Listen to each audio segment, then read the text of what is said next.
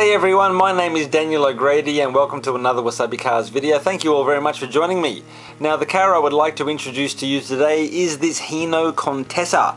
Now Hino, just for those of you who don't know, yeah, they used to make cars and they were bought by Toyota and then I think they made trucks for them. So I think that's the background of the company. But yeah, back in the day in the 60s they used to build passenger cars and they sort of started with a relationship with Renault. So the first Hino was a PA Hino and that was actually a 4CV Renault. And they carried over a lot of the mechanicals for this car, and this is their second generation passenger car, but the first generation Contessa. And God, I'm waffling. So yeah, this was built sometime between 1961 to 64. Oh my God. So there you go, guys. Some background there. I should have probably saved that for the end. But anyway, I came across this car a long time ago, and I sort of made mental note. Damn, I want to come back for that car. I want to get some photos, and I eventually did. So sometime later, had a free afternoon. I jumped in the car and I went down, took some photos. Yeah. So I went there, knocked on the door, and guys, it was a multi-generational family, and it maybe, you know, it was raining and there was some odors and it was a bit, I don't know, Adam's family. Anyway, so I asked for permission and the guy said I certainly could take some photos if I wished to, and I did. So there you go.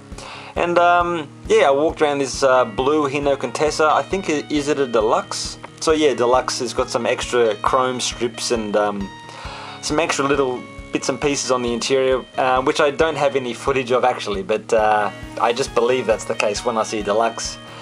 And the condition, yeah, unfortunately there's quite a bit of rust appearing here and there. Now one thing I guess you should notice about this car is that it is rear engined. Some giveaways would have to be the rear side vents at the back, just in front of the rear wheels, and certainly when you look at the back panel between the tail lights, it is heavily vented.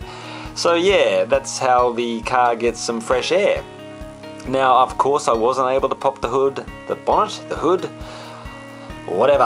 Wasn't able to pop whatever that was, and but yeah, I know the engine's there, and apparently this car is based upon the Renault Dauphine? The Morphine? No, sorry guys. Yeah, so it's got lots of Renault DNA, and Hino sort of did a few bits and pieces and tricks and stuff, and they made it their own, but yeah. Now one thing I would like to say about this particular car with this rural setting, and I don't know if it's the headlights or what it is, but there's something very Shaun the sheep about this car. What do you think? I mean, you know, maybe I'm watching too much Shaun the sheep with my kids, but there's something about it. Anyway guys, I just can't really express the feeling that I got when I visited this place. It was just, yeah, as I said, it was a bit Halloween without the tricks or treats, I tell ya. Ooh. Okay guys, well thank you again for joining me. Hope you're all well. Thank you so much for the support guys. I really loved all of your comments in the last video I did. Really, just guys, much appreciated. Anyway guys, have yourselves a great week, and catch you next time. Goodbye.